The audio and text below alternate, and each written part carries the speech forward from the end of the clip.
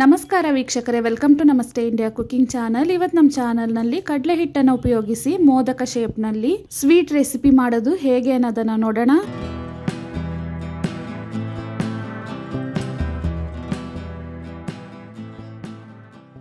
Measuring ಕಪ್ನಲ್ಲಿ 3 cup ಅಷ್ಟು ಕಡಲೆ ಹಿಟ್ಟನ್ನು ಒಂದು ಪಾತ್ರೆಯಲ್ಲಿ ಹಾಕೊಳ್ತಾ ಇದ್ದೀನಿ.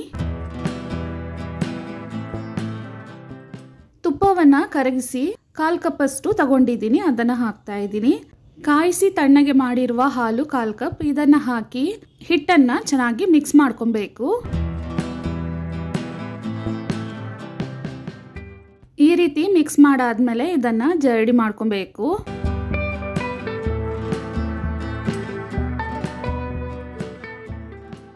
ರವೆ ಜರಡಿ ಇದ್ದರೆ ಅದರಲ್ಲಿ ಈ ರೀತಿ ಮಾಡ್ಕೊಬಹುದು.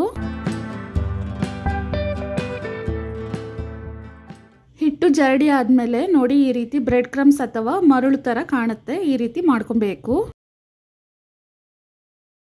ಪೂರ್ತಿ ಹಿಟ್ಟನ್ನು ಜರಡಿ ಮಾಡಿ ಒಂದು ಕಡೆ ಹಾಗೆ ಇಡಬೇಕು. ಬಾಣಲಿಯಲ್ಲಿ 1 ಕಪ್ ಕರಗಿಸಿರುವ ತುಪ್ಪವನ್ನು ಹಾಕ್ತಾ ಇದ್ದೀನಿ. 3 ಕಪ್ ಕಡಲೆ ಹಿಟ್ಟಿಗೆ 1 ಕಪ್ ತುಪ್ಪವನ್ನು ತಗೊಂಡಿದ್ದೀನಿ. ಜರಡಿ ಮಾಡಿರುವ ಹಿಟ್ಟನ್ನು ಹಾಕ್ತಾ ಇದ್ದೀನಿ. ಸ್ಟವನ್ನು ಮೀಡಿಯಂ ಮತ್ತು ಲೋ ಫ್ಲೇಮ್ನಲ್ಲಿ ಇಟ್ಟು ಕಡಲೆ ಹಿಟ್ಟು ಲೈಟ್ ಕಂದು ಬಣ್ಣಕ್ಕೆ ತಿರುಗೋವರೆಗೂ ಕೈ ಬಿಡದೇನೆ ಬಾಡಿಸ್ತಾ ಇರಬೇಕು.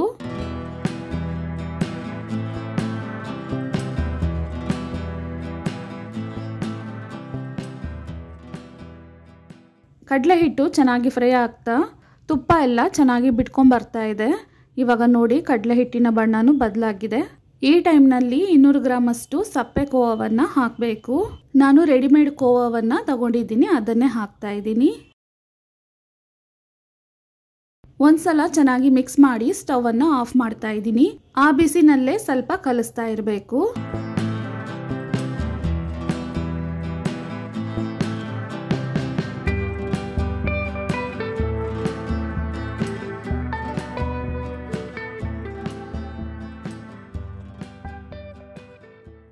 ಹಿಟ್ಟು ಮತ್ತು ಕೋವಾವನ್ನು ಚೆನ್ನಾಗಿ ಮಿಕ್ಸ್ ಮಾಡಾದ್ಮೇಲೆ ಈ ರೀತಿ ಆಗುತ್ತೆ. ಇದನ್ನು ಒಂದು ಕಡೆ ಹಾಗೆ ತೆಗೆದಿಡೋಣ. ಸಣ್ಣಗೆ ಕಟ್ ಮಾಡಿರುವ ಬಾದಾಮಿ, ಗೋಡಂಬಿ ಮತ್ತು ಸ್ವಲ್ಪ ಪಿಸ್ತವನ್ನು ತಗೊಂಡಿದ್ದೀನಿ. ಇದನ್ನು ಒಂದು ಬಾಣಲಿಯಲ್ಲಿ ಹಾಕಿ 1 ನಿಮಿಷದವರೆಗೂ ಡ್ರೈ ರೋಸ್ಟ್ ಮಾಡ್ಕೊಳ್ತಾ ಇದ್ದೀನಿ. ಇದನ್ನು ಸಹ ಒಂದು ಕಡೆ ಹಾಗೆ ಇಡ್ತಾ ಇದ್ದೀನಿ. ಬಾಣಲಿಯಲ್ಲಿ 2 ಕಪ್ ಸಕ್ಕರೆ, 3/4 ಕಪ್ ನೀರನ್ನು ಹಾಕ್ತಾ ಇದ್ದೀನಿ. ಇದನ್ನು ಕುದಿಯಕ್ಕೆ ಬಿಡಬೇಕು.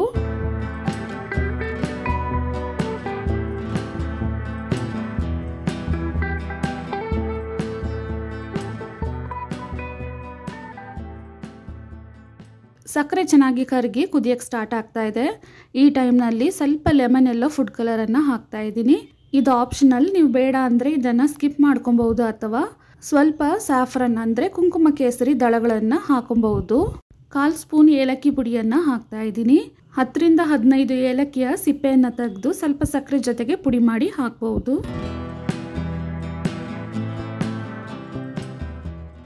ನೋಡಿ ಸಕ್ಕರೆ ಚೆನ್ನಾಗಿ ಕುದ್ದು ಈ ರೀತಿ ಒಂದೆಳೆ ಪಾಕ ಬರಬೇಕು.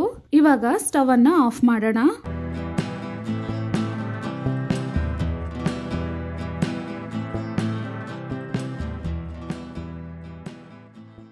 ಈ ಕಡಲೆ ಹಿಟ್ಟಿನ ಮಿಶ್ರಣಕ್ಕೆ ಹುರಿದಿರುವ ಡ್ರೈ ಫ್ರೂಟ್ಸನ್ನು ಹಾಕ್ತಾ ಇದ್ದೀನಿ. ಸಕ್ಕರೆ ಪಾಕವನ್ನು ಹಾಕಿ ಇದನ್ನು 5 ನಿಮಿಷದವರೆಗೂ ಚೆನ್ನಾಗಿ ಮಿಕ್ಸ್ ಮಾಡಬೇಕು.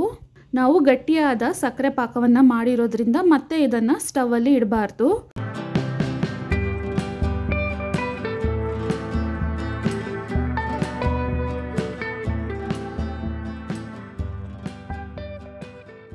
ನೋಡಿ 5 ನಿಮಿಷ ಚೆನ್ನಾಗಿ ಮಿಕ್ಸ್ ಮಾಡಾದ್ಮೇಲೆ ಈ ರೀತಿ ಆಗತ್ತೆ.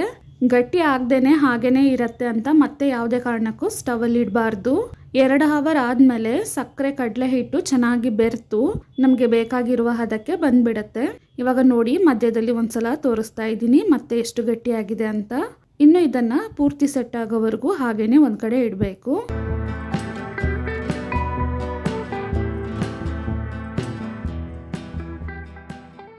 2 ಅವರ್ ಆದಮೇಲೆ ನೋಡಿ ನಮಗೆ ಬೇಕಾಗಿರುವ ಹದಕ್ಕೆ ಸರಿಯಾಗಿ ಬಂದ್ಬಿಡತ್ತೆ. ಮೋದಕ ಶೇಪ್ ಮಾಡೋದಕ್ಕೆ ಈ ಹದ ಕರೆಕ್ಟಾಗಿರುತ್ತೆ. ಸ್ವಲ್ಪ ಹೊತ್ತು ಹೋದರೆ ಸ್ವೀಟ್ ಇನ್ನೂ ಸ್ವಲ್ಪ ಗಟ್ಟಿಯಾಗತ್ತೆ. ಆ ಟೈಮ್ನಲ್ಲಿ ಮಾಡಿದಾಗ ಮೋದಕ ಬಿರ್ಕ್ ಬಿಡ್ಬೋದು. ಆದ್ದರಿಂದ ಈಗಲೇ ಶೇಪನ್ನು ಮಾಡ್ಕೊಳ್ಳೋಣ. ಈ ರೀತಿ ಒಂದು ಮೋದಕ ಮೋಲ್ಡನ್ನು ತಗೊಂಡಿದ್ದೀನಿ. ಇದರಲ್ಲಿ ಸ್ವೀಟನ್ನು ತುಂಬಿಸಿ ಮೋದಕ ಶೇಪ್ ಮಾಡ್ಕೊಳ್ಳೋಣ. ನಿಮಗೆ ಮೋದಕ ಶೇಪ್ ಬೇಡ ಅಂದರೆ ಇದನ್ನು ಒಂದು ತಟ್ಟೆಯಲ್ಲಿ ಹಾಕಿ ಸಮನಾಗಿ ಮಾಡಿಕೊಂಡು ಪೀಸ್ಗಳನ್ನಾಗಿ ಮಾಡಿ ತಿನ್ಬಹುದು.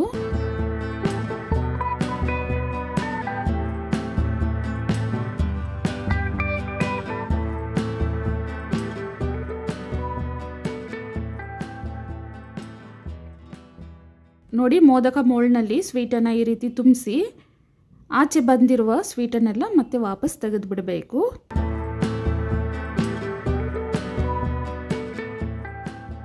ತುಂಬಾ ಚೆನ್ನಾಗಿ ಮೋದಕ ಸ್ವೀಟ್ ರೆಡಿಯಾಗಿದೆ. ಈ ರೀತಿ ಶೇಪನ್ನು ಮಾಡಿ ಒಂದು ಅರ್ಧ ದಿನ ಹಾಗೆ ಬಿಟ್ಟರೆ ಇನ್ನೂ ಸ್ವಲ್ಪ ಗಟ್ಟಿಯಾಗಿ ಪರ್ಫೆಕ್ಟಾಗಿ ಇರುತ್ತೆ. ವೀಕ್ಷಕರೇ, ಈ ರೆಸಿಪಿ ನಿಮಗೆ ಇಷ್ಟ ಆಗಿದ್ದರೆ ನಮ್ಮ ಚಾನಲನ್ನು ಲೈಕ್ ಮತ್ತು ಸಬ್ಸ್ಕ್ರೈಬ್ ಮಾಡಿ. ಧನ್ಯವಾದಗಳು.